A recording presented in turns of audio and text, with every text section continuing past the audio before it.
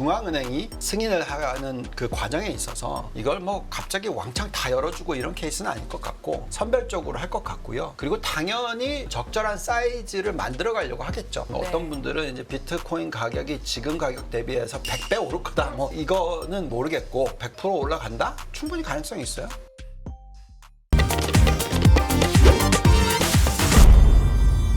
그 첫 번째 질문 드리고 싶은 게 네. 뭐 우리 멍거는 거의 이 비트코인에 대해서 거의 뭐 쓰레기 뭐 이렇게 표현을 했거든요. 그냥 어떠십니까? 그 금융계에 오랫동안 이렇게 몸담고 있는 분의 입장에서 개인적인 입장, 뭐 각각의 입장이 다 다를 테니까 어떻게 제가 보실까요? 오늘 왜 여기에 불려 나왔을까요? 아 이거 좋게 보시나요? 아니면은 생존할 수 있다고 좋게 보시나요? 보죠. 아 좋게 본다. 네. 제가 블로그를 한 지가 거의 한 10년쯤 됐는데 네. 비트코인 처음에 아무튼 거래 가능했었을 때부터 네. 뭐 4,000불, 그다음에 뭐 하락, 또다시 2만 불, 그리고 또 조정. 제가 인포맥스 D 네. 여러 번 나갔었거든요. 네. 그래서 이제 보는 방법에 대해서 얘기를 좀 많이 했었어요. 음. 네, 그래서 비트코인에 대해서 이제 얘기를 하는 거고요. 근데 이제 이거는 뭐 승인 할까 안 할까는 저도 잘 모르겠어요. 그건 뭐 네, 그렇죠. SEC에서 결정할 일이니까. 그렇죠. 근데 이제 이 비트코인을 어떻게 들여다봐야 되는지는 저는 좀 이해가 필요하다. 그만큼 또 이게 뭐 그냥 엉터리는 아니지 않습니까? 네. 그래서 이제 그런 부분들에 대해서 좀 얘기를 해줄 수 있을 것 같아서 아마도 오늘 부르신 게 아닌가? 네. 네. 아니 현지 시간으로 내일이죠. 10일 비트코인 현물 ETF 승인을 앞두고 있습니다. 그런데 오늘 좀 해프닝이 있었거든요. 그쵸. 그 메신저 X가 해킹을 당하면서 비트코인이 승인이 됐다. SEC의 보도가 나오면서 시장이 좀 출렁였는데 그 이후의 반응이 또 궁금했는데 일단은 뭐 급등했다가 급락했다고 표현을 해볼 수가 있을까요? 네. 내일 시장 반응을 좀 예측해 볼 수 있었나라는 생각도 들어서 네. 내일 혹시 승인이 되면 안 되면 시장에는 어떤 영향이 있을지 좀 여쭤볼게요. 네. 우선 이제 비트코인이 이 가짜 뉴스 해프닝이었죠. 네. 그래서 한번 띄워주시면은 자 왼쪽 보시면은 이게 이제 X 플랫폼 옛날 트위터죠. 이게 이렇게 뜨니까 이제 다들 와 이제 비트코인 승인됐다. 네. 이제 이런 식으로 이제 받아들였었는데 오른쪽 보시면은 네 이걸 이제 unauthorized post니까 이게 해킹 당했다. 잘못된 인포메이션이다라고 이제 수차례 이제 부인을 했습니다. 이제 이걸 해석하기 참 어렵죠. 그러니까 비트코인 상장되는 것을 바라지 않는 세력이 있는 것 같고요. 그러니까 해킹을 했을 거고. 네. 그러면서 이제 이렇게 띄웠을 거고. 그다음에 또 하필이면 플랫폼 X. 이게 이제 당연히 아시겠지만 일론 머스크. 그래서 여러 가지 이슈가 있을 것 같아요. 그래서 어쨌든 이 부분을 가지고 결론이 어떻게 날지는 저도 참 정답은 잘 모르겠습니다. 근데 이런 생각은 할 수 있을 것 같아요. 중앙은행의 입장에서 네. 가상화폐 시장을 승인한다. 이게 쉬운 결론은 아니죠. 저희가 이제 비트코인에 대해서 저희가 왜 투자할 만한 가치가 있느냐라는 부분에 있어서는 네. 코로나19가 터졌었을 때 이제 우리가 어떤 식으로 이제 해석을 했었냐면은 엄청나게 돈을 많이 찍어댔죠 중앙은행들이. 그렇죠. 전 세계 모든 중앙은행들이 돈을 찍어냈으니까. 그건 개인적인 사람들의 입장에서 내가 현금을 예를 들어서 1,000만 원 들고 있었는데 돈을 갖다가 거의 한 매년 30%씩 찍어내 버리면 가만히 앉아 있으면 내 가치가 30%가 줄어드는 거잖아요. 그렇죠. 그렇죠? 그러니까 뭔가 다른 대체 자산이 필요하다. 네. 근데 그런 가운데서 원래 옛날에는 금이 활용이 됐죠. 보통 이제 뭐 전쟁이 터지거나 뭐 무슨 일이 터지면 특히 뭐 2차 세계대전 이때 보시면은 그 유대인들이 다이아몬드라든지 귀중품 들고 결국은 이게 귀중품이라는 것 자체가 가치가 있기 때문에 화폐와 상관이 없는 거잖아요. 그래서 중앙은행이 무너져 버리면 화폐 가치는 없어지는 거니까. 그래서 귀중품 뭐 이런 금 이런 것들이 굉장히 중요했었죠. 근데 그 최근에 또 이런 이벤트가 있었죠. 그 다이아몬드가 아니다. 네, 인공 다이아몬드가 네, 똑같은 네. 재질에 만들어졌죠. 네. 상당히 저렴한 가격에. 네. 그럼에도 불구하고 아주 싸진 않아요. 네. 꽤 그래도 비쌌죠. 거의 10분의 1 가격 네. 뭐 그렇잖아요. 근데 그 얘기를 듣고 있으면은 사실 이 우리가 흔히 말하는 물질을 여러 가지 지금 나오고 있는 기술력을 가지고 만들어낼 수가 있다라는 거죠. 사실 심지어 금까지도 만들어낼 수가 있어요. 근데 이제 문제는 금 가격은 만들어내는데 훨씬 더 많은 비용이 들어가니까 네. 그걸 만들질 않는 거겠죠. 네. 근데 결론적으로 무슨 얘기냐면 이 대체 자산이라 함은 추가로 생산이 안 돼야 돼요. 생산이 되는 게 굉장히 작아야 되는 거죠. 네. 그게 비트코인이라는 거죠. 네. 예. 그래서 그 비트코인 자체는 계속해서 이제 더 이상 캐낼 수 있는 물량이 급격하게 줄어들기 때문에 가치가 있다라는 거죠. 근데 이제 문제는 이 가상화폐 시장의 문제점은 뭐였냐면 그게 이제 비트코인과 이더리움까지는 적용이 됐는데 네. 그 이외에 이제 여러 소위 가지 말하는 코인, 알트코인들. 네, 알트코인들 막 들어오면서 그건 공급이 계속 늘어나는 건데 그게 가치가 있을까요? 그래서 저희가 얘기하는 거는 이걸 그냥 사야 되냐 말아야 되냐를 떠나서 금이나 은 대신에 어떠한 대체 자산으로서의 역할을 할 수 있는 거냐. 네. 저희가 봤었을 때는 비트코인과 이더리움은 그 가능성이 높기 때문에 그 가치가 있다. 그래서 이제 저희가 이제 주가 차트들 보면서 투자를 해야 된다 이런 부분을 얘기를 해드렸던 거고요. 뭐 심지어는 전 저희 아들한테도 이런 부분에 있어서는 좀 사봐라 뭐 이런 까지 얘기를 했었기 때문에 네. 비트코인에 대해서는 저는 좋다고 생각합니다. 네. 근데 이제 중앙은행 입장에서 이걸 허가할 거냐 안 할 거냐 그건 다른 문제예요. 예. 그래서 그거는 좀 지켜봐야 되겠죠. 네. 사실은 뭐 중앙은행 입장에서는 이걸 흔쾌하게 해줄 이유는 뭐 전혀 없다라고 볼 수도 있겠죠. 왜냐하면은 통화 질서에 어떤 혼동을 줄 수 있으니까 말이죠. 그렇죠. 그런데 사실 자산운용사들은 입장이 완전히 다릅니다. 지금 12개 이상의 자산운용사들이 비트코인 ETF를 신청을 한 상태, 미국의 SEC에게. 그러면 왜 이렇게 했는지 조금 뭐 설명을 해주시는 게 우리 시청자들한테 좋을 것 같습니다. 자, 우선은 이제 금융시장의 반응을 좀 해석을 해드리면은 네. 사실 뭐 많은 분들께서 이게 이런 인포메이션, 이 잘못된 불법적인 부분을 통해서 엄청난 수익을 올렸을 가능성이 크다. 뭐 이렇게 얘기를 하고 있지만 글쎄요. 그게 그럴까요? 왜냐하면 거래량도 중요하고 그리고 단 15분이잖아요. 예, 그래서 제가 볼 때는 이거 여기서 이제 뭐 금융시민단체에서 얘기하는 거는 어떤 불법적인 수익을 올렸을 가능성이 크다 뭐 이렇게 얘기를 하고 있지만 사실은 이 비트코인 자체에 대해서 승인될까 안 될까에 대해서 악영향을 미치기 위해서 나타난 현상이지 않을까라는 생각까지 저는 합니다. 그죠? 그래서 정확한 해석은 참 어렵습니다. 근데 뭐 솔직히 말해서 비트코인 같은 대체 자산은 꼭 필요해요. 네.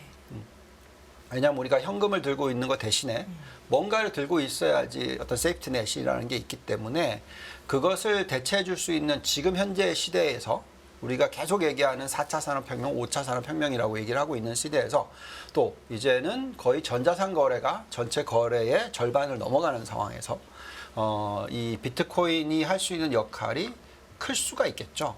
근데 이제 다만 또 말씀을 드리지만 국경을 허무는 현상이 되기 때문에 또 어떤 불법적인 요소들이 작용할 수도 있기 때문에 이걸 가지고 여러 가지 요즘에 보시면은 뭐 해킹이라든지 아니면 뭐 여러 가지 이제 바이러스 넣고 나서 코인으로서 그 이제 불법적인 걸 요구하고 뭐 이런 케이스들이 많으니까 그래서 범죄와 연결될 가능성이 높기 때문에 이제 그런 부분이 걱정스럽죠. 근데 그 자산운용사들은 사실 결국 이권과의 자기네들의 이해관계와 관련이 있지 않습니까? 사실은 뭐 자산운용사 입장에서는 거래만 많이 되면 최고 아닙니까? 그렇죠. 그러니까 이거는 누구보다도 거래가 많이 될 수 있는 자산이니까 그렇죠. 자산운용사들 입장에서는 이거를 거래를 시킬 수가 있는 상황인데 네. 저는 주식과 상충되는 관계 있지 않을까? 이런 생각이 좀 많이 드는데. 아, 그건 아니고요. 주식하고 상충이 된다는 건 좀 너무 많이 가셨다. 왜냐하면 우리가 또 얘기하잖아요. 현금을 들고 있거나 대체 자산을 들고 있는 규모는 뭐 전체의 어떤 주식이나 우리가 흔히 얘기한 경제와의 그 관계에 있어서 네. 뭐 아무리 많이 들고 가봐야 저희는 10%에서 20%까지도 아니고요. 10% 많이 들고 가더라도 정말 많이 들고 가는 거다 얘기를 하고 있고, 지금 그 비트코인 현물 ETF가 거래되기 시작하면은 이 가상 자산에 대해서 이제 관심이 없던 고객들이 여기에 들어올 수 있다. 네. 자, 그러면서 이제 이 사이즈가 굉장히 많이 커질 거다. 이렇게 얘기를 하고 있는 거죠. 그 가능성에 있어서는 충분히 그럴 수도 있습니다. 근데 이제 지금 현재 딱 보면은 여러 가지 코인 시장들이 있잖아요. 그리고 지금 거래되고 있는 시가총액이란 게 있어요. 그리고 우리가 그 시가총액의 규모에 따라서 주식시장에 미치는 영향은 있습니다. 왜냐하면 그게 너무나 많이 커져 버리면 전체적으로 우리가 쓸 수 있는 돈이 한정적이라면, 투자를 할 수 있는 게 한정적이라면 그 돈이 비트코인 시장에 많이 들어가게 되고 나머지에는 안 가게 된다. 그러면 문제가 되겠죠. 근데 어떤 사람도 사실 비트코인이라는 것 자체가 뭘 생산해내는 건 아니잖아요. 네. 예. 금 가지고 뭘 할 건 아니잖아요. 네, 금이 아들까지 않듯이 네, 이자를 내주지 않듯이 그렇기 때문에 이거는 그냥 일종의 대체 수단으로. 대체 수단으로서 쓸 수는 있는 네네. 케이스죠. 근데 이제 거래를 많이 할 수 있으면 그만큼 어느 정도 사이즈가 커질 수 있는 가능성, 그건 있습니다. 제가 네. 보기에는 근데 이게 그 약간 어떤 측면에서 보면 제도권 안으로 못 들어왔고 네. 음지에 있었다라고 표현해도 뭐 그렇게 틀린 표현은 아닌 것 같아요. 근데 이제 SEC의 그 승인을 받는 순간 양지로 넘어오는 거거든요. 네. 그런데 트레이더, 조금 더 심하게 하면 스캘퍼들한테는 너무 좋은 거래 대상이 될 거라고 봐요. 자, 그래서 네. 제가 말씀드리는 거는 그건 당연히 그럼 금을 대체할 수 있겠죠. 그죠? 은을 대체할 수 있겠죠. 네. 예. 그러니까 똑같이 이제 자산권을 잘 생각하시는 거죠. 우리가 채권을 주식이 대체한다. 그거 아니잖아요. 네. 그냥 어느 정도 뭘 투자할 거고 어느 정도 뭘 투자할 거고 이런 거죠. 그러니까 지금은 비트코인의 가치는 또다시 말씀을 드리지만 현금 대신 대체 자산 대신 그래서 금, 은 우리가 여태까지 쓰고 있는 거기에 대체 정도라고 생각하는 거고 금이나 은보다도 훨씬 더 거래하기가 쉽다. 그렇죠? 왜냐하면 뭐 금을 가지고 나중에 현물 가져갔을 때 들고 올 겁니까? 어렵잖아요. 근데 이건 비트코인이라는 거는 금방 트레이드가 되기 때문에 그래서 그 시장을 잠식할 가능성은 충분히 있죠. 네. 예, 그래서 저는 비트코인에 있어서 저희는 이제 대체 자산의 규모와 비교하자 이제 이렇게 말씀을 드리고 있고요. 자, 그 전에 그럼 지금 현재 시점에서 이 그 ETF 승인의 의미 다시 되돌아가서 지금은 이 비트코인이 시가총액 기준으로 보시면은 한 1조 달러 정도 돼요. 네. 9,690억 달러. 그러니까 우리나라의 GDP의 약 한 절반 수준 정도. 예, 요 정도 규모입니다. 여기에 이제 가상화폐를 다 더하면 지금 한 1.8조 달러니까 요거의 네. 한 2배 정도 되겠죠. 그렇게 계산하더라도 이제 우리나라 GDP 정도입니다. 우리나라 GDP가 전 세계 GDP의 2%가 안 돼요. 예, 요 정도는 이해 가죠. 우리가 대체 자산 규모로 계산했었을 때 제가 또 말씀을 드리지만 전체 시장의 10% 정도. 예, 요거까지는 의미가 있는데 그게 뭐 20%, 30%, 뭐 100%다 이건 말이 안 되겠죠. 예. 본부장님. 금이 20년 전에 금 ETF가 처음으로 나왔을 때 그 이후로 시장이 환호하면서 몇 년 안에 뭐 8배인가 올랐다고 하더라고요. 그렇게 보면 그런 관점에서 본다면 비트코인이 그 현물 ETF 승인이 되고 나서 몇 년 안에 8배. 그러면 전체 자산에서 비트코인이 차지하는 비중이 말씀하신 10%가 아니라 그 이상이 되면서 시장에 좀 교란이 생길 수도 있지 않을까. 그러니까 그것도 얘기를 하시는 게 네. 금 시장이 일시적으로 20%까지 갔었나 그건 계산해 봐야죠. 예, 그러니까 10배 컸다라는 게 어느 퍼센트지에서 어디까지 갔느냐라는 거죠. 그죠? 그래서 당연히 틀 수 있어요. 그런 식으로 해석을 할 수가 있습니다. 그리고 근데 이제 중요한 거는 지금 이 승인 관련된 부분에 있어서도 지금 보면은 이게 그냥 저는 어떻게 생각했냐면 그냥 하나의 ETF가 상장이 되는 거다 이렇게 생각했는데 그게 아니라 모든 회사들이 다 지금 상장을 시키겠다라는 거잖아요. 네. 예. 그래서 지금 보시면은 우선 아크가 10일이고 그죠? 네. 그 다음이 이제 다 3월 15일 날 왕창 몰려 있어요, 지금. 네. 근데 여태까지는 가장 먼저 있었던 게 지금 문제가 터졌죠. 그레이스케일. 이게 이제 문제가 생겼고요. 그래서 제가 볼 때는 이제 그 중앙은행이 승인을 하는 그 과정에 있어서 이걸 뭐 갑자기 왕창 다 열어주고 이런 케이스는 아닐 것 같고 네. 선별적으로 할 것 같고요. 그리고 당연히 시스템 안으로 들어오게끔 만들고 그러면서 어떤 적절한 사이즈를 만들어 가려고 하겠죠. 예, 그래서 너무 오버하지 마십시오. 그러니까 또 얘기하는 거는 뭐 네. 어떤 분들은 이제 비트코인 가격이 지금 가격 대비해서 100배 오를 거다. 뭐 이거는 모르겠고 제가 볼 때는 뭐 100% 올라간다? 충분히 가능성이 있어요. 뭐 많이 올라갔을 때 10배? 그건 좀 너무 과한 것 같고 왜냐면 이제 다시 간단하게 계산해 봅시다. 아까 말씀드렸듯이 2%라고 가상화폐 시장이 이게 5배 올라도 10%잖아요.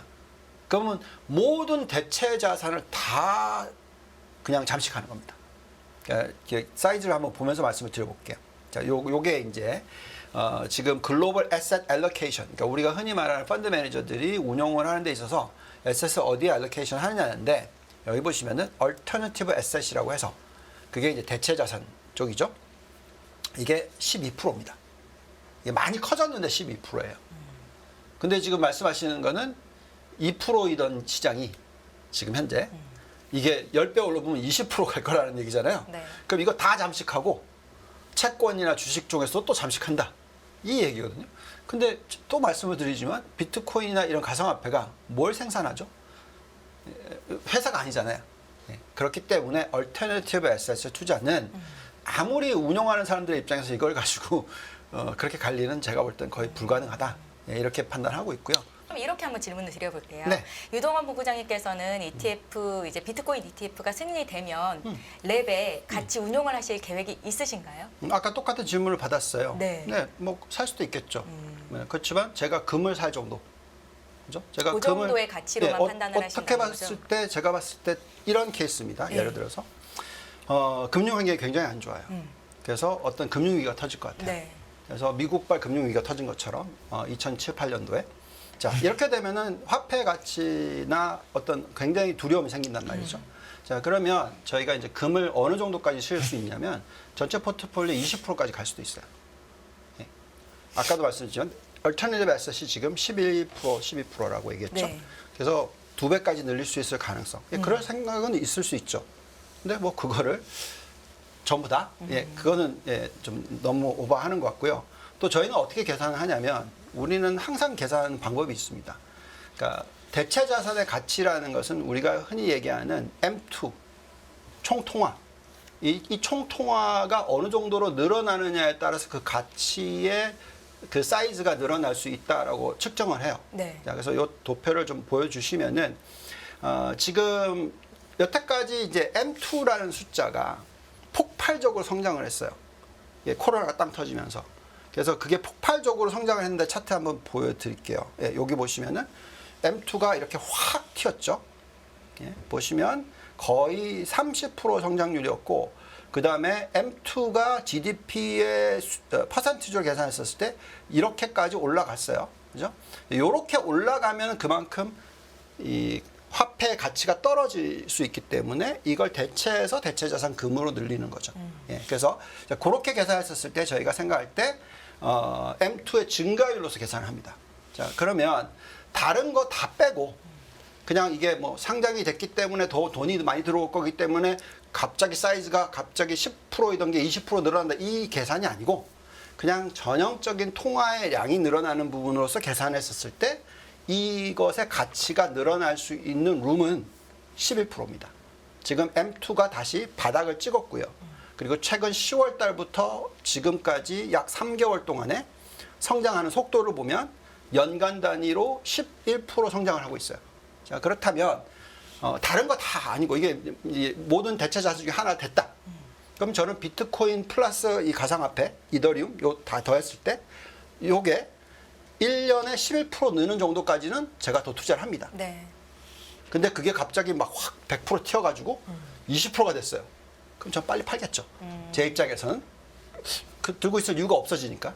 결국은 이것도 계산이 가능한 거고 모든 것은 계산이 가능한 거죠. 일시적으로는 갑자기 미친 듯이 갑자기 급등을 해서 10배가 튈 수도 있습니다. 그건 절대 오래 갈 수가 없고요. 뭔가 가치가 있어야지만 그 가치를 매겨주는 거니까. 그래서 가상화폐 시장이라는 것 자체가 또 당연히 비트코인, 이더리움 이런 가상화폐가 가치가 있고 그 가치가 어느 정도 성장을 할 수 있는데 거기에 대비해서 어느 정도로 오버했느냐, 어느 정도로 언더했느냐 이걸 보면서 판단을 하고 계산하시면 된다는 거죠. 네, 네. 그러면 이제 실질적인 상황들에 대해서 한번 점검이 필요할 것 같은데요. 이제 상장이 되든 안 되든 두 가지 상황이 남아 있는데 네. 상장이 되면 어떻게 되고 상장이 안 되면 어떻게 될까? 저는 솔직히 말씀드리면 네. 상장이 되면은 오버슛 할 수 있어요. 그래서 이렇게 예측을 하는 사람도 있습니다. 지금 보시면은 이제 이분들은 당연히 가상화폐 시장과 연관이 돼 있는 운용사들이니까 예. 이렇게 푸시하면서 얘기를 하겠죠. 자, 뭐라고 얘기하고 있냐면 상장이 되면 첫해 14조 달러. 자, 그러면 아까 뭐라 그랬죠? 1조 달러 정도. 1조 달러가 14조, 14배 튄다 얘기하는 거고. 네. 그 다음에는 26조 달러 될 거고. 또 그 다음에는 39조 달러 될 거다. 네. 자, 그러면 이제 이거를 그냥 비트코인으로 계산하지 마시고 그냥 전체 가상화폐로 생각합시다. 네. 네. 그러면 가상화폐가 2조 달러인데 14조가 된다. 그럼 2%이던 게 곱하기 7. 그죠? 그러면 14%가 되겠죠? 근데 그게 또 26조가 된다. 뭐 거의 또 2배니까 20%가 넘어가겠죠? 네. 또 그게 이제 39조가 된다. 그럼 4배죠? 예, 플리즈 오바. 예, 요거는 예, 정말 제가 볼 때는 좀 왜냐면 자기네들 입장에서 운용사인데 네. 이게 막 늘어주면 당연히 좋죠. 예, 예, 그렇게 얘기를 할 겁니다. 예, 제가 볼 때는 이거 완전히 오바고요. 제가 생각할 때는 글쎄요, 뭐 당연히 100% 올라갈 수 있는 룸 만들어줄 수 있어요. 그러면 지금 뭐 예를 들어서 45,000불인데 네. 그게 10만 불까지 간다. 네, 그 정도까지는 저도 당연히 충분히 가능하다. 근데 만약에 이제 이게 허가가 안 났다. 그럼 던져야 되느냐? 그것도 아니다. 왜냐하면 네. 지금 현재 2%의 가치는 충분히 있다. 그래서 저희가 항상 얘기하는 게 전체 포트폴리오에 가상화폐 도대체 얼마나 들고 가셔야 됩니까? 라고 얘기를 하시면 저한테 저는 한 3%면 충분하지 않을까요? 이렇게 얘기를 해드려요. 그러면 지금 대비해서 뭐 충분히 올라갈 수 있는 룸이 있다고 생각하는 거죠.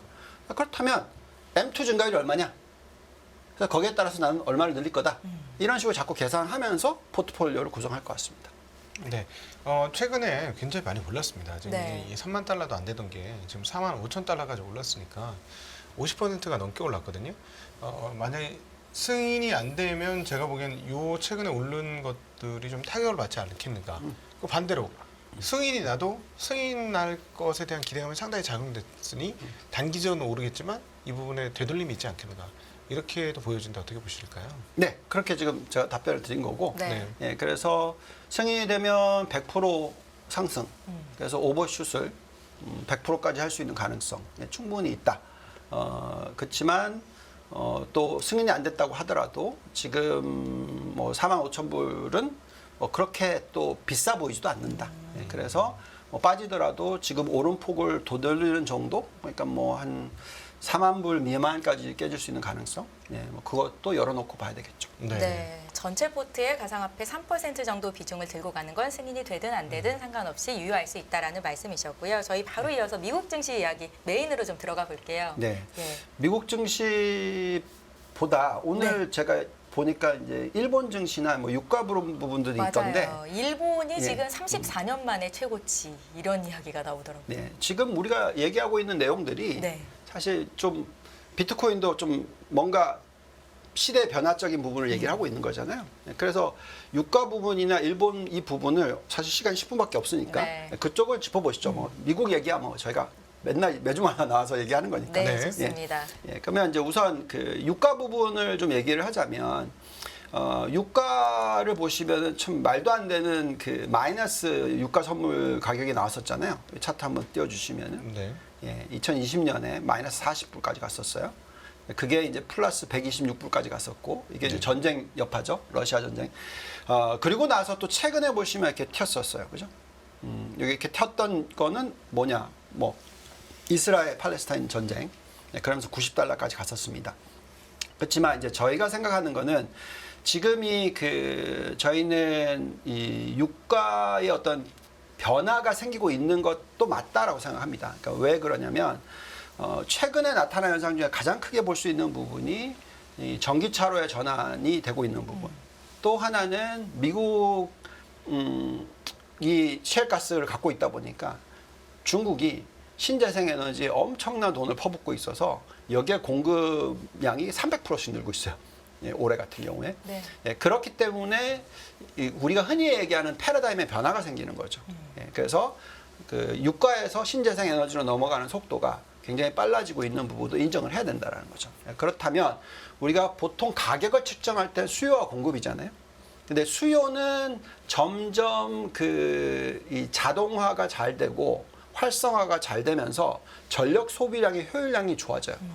요즘에 흔히 얘기하는 엔비디아가 자기네 돌리는 칩을 돌릴 때 쓰이는 전력량이 옛날에 10분의 1 가지고 된다. 뭐 이런 얘기까지 나오거든요. 그런 식으로 그쪽도 효과가 좋아지고 있고 여기에 또 대체 자산이 들어오는 것도 있고 그리고 전기차가 기존 차량을 바꾸고 있는 내연기관을 바꾸고 있는 것도 있고 그래서 이걸 다 생각하면 아주 먼 미래를 생각했었을 때 석유에 대한 수요 이게 많이 늘지 않을 것 같다. 여기서.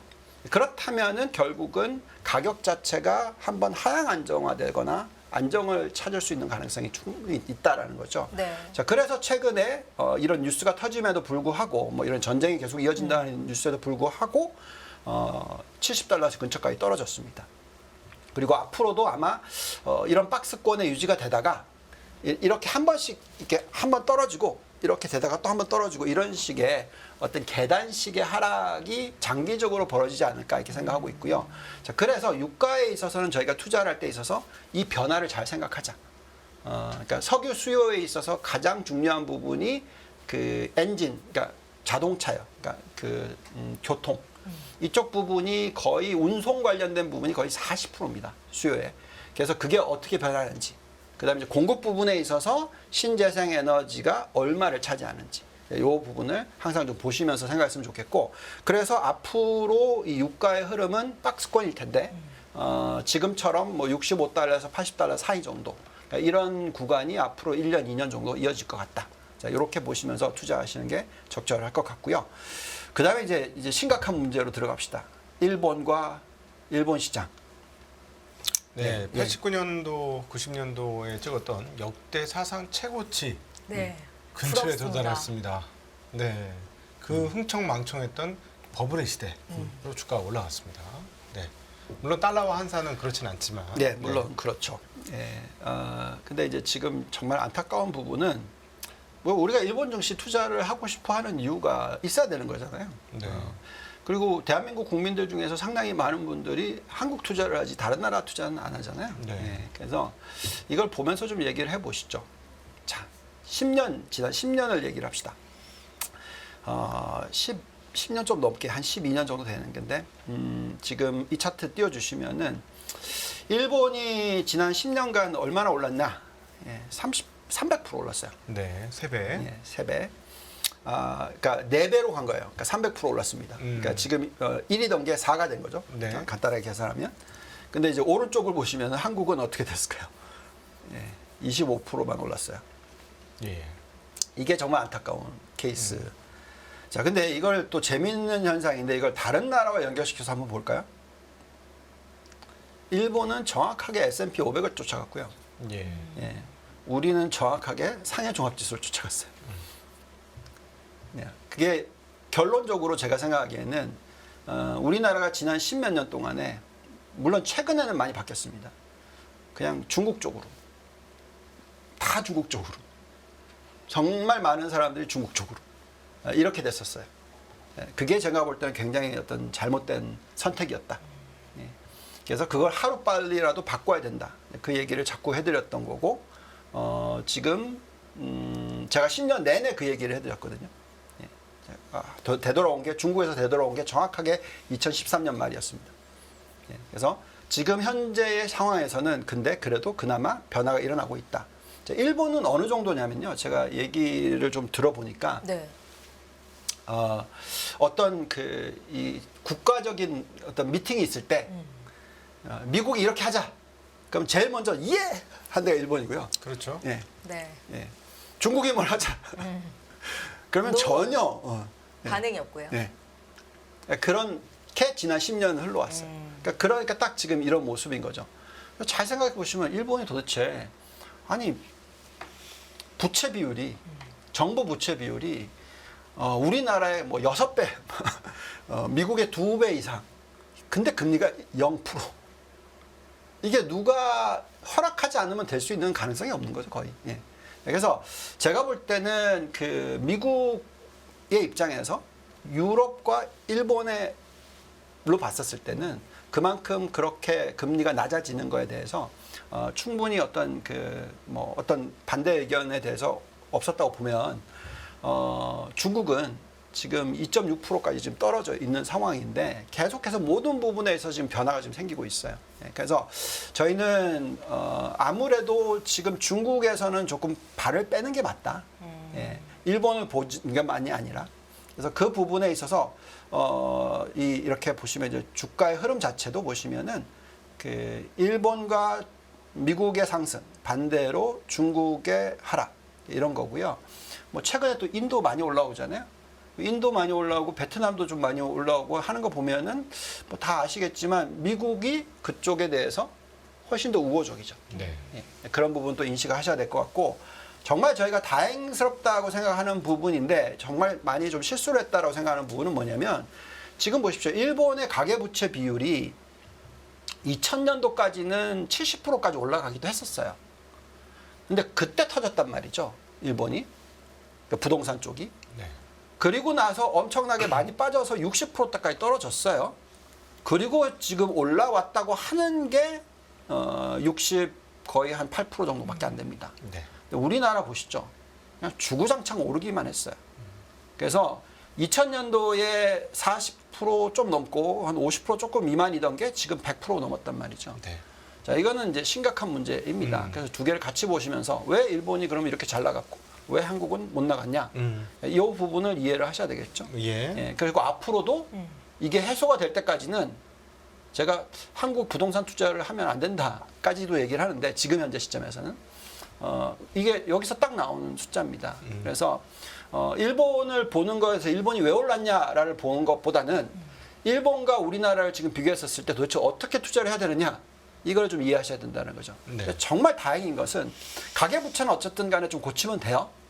근데 진짜 더 중요한 건 우리나라는 소비 국가가 아니에요. 그렇죠. 수출 수출 의존도가 국가죠. 높아요. 네. 근데 이제 지금 드디어 수출 의존도가 미국 쪽이 중국을 올라섰어요.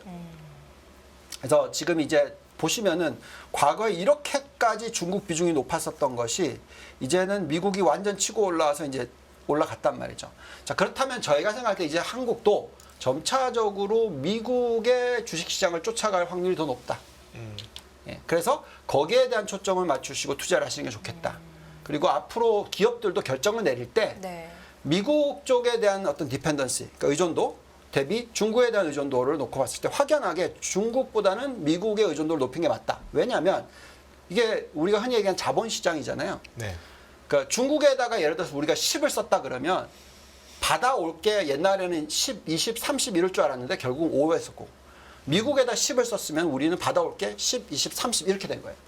그러니까 결론적으로는 그거에 지금 환경이니까 그렇게 좀 투자에 초점을 맞추셨으면 좋겠다라고 네. 말씀을 드리겠습니다. 네, 오늘은 비트코인과 유가 또 일본 증시 급등세를 통해서 투자의 방향을 어느 쪽으로 가져가야 하는지에 대한 조언까지 들어봤습니다. 일부 시간 여기서 마칠게요. 유동원 유한타증권 글로벌 자산배분 본부장님과 함께했습니다. 잘 들었습니다. 감사합니다. 네, 감사합니다. 안녕하세요. 이승입니다. 더 많은 영상을 보고 싶으신 분들은 화면 오른쪽에 있는 구독 버튼을 눌러주시기 바랍니다. 그리고 영상을 보시면서 좋아요는 필수인 거 아시죠? 항상 인포맥스 라이브를 사랑해 주셔서 감사합니다.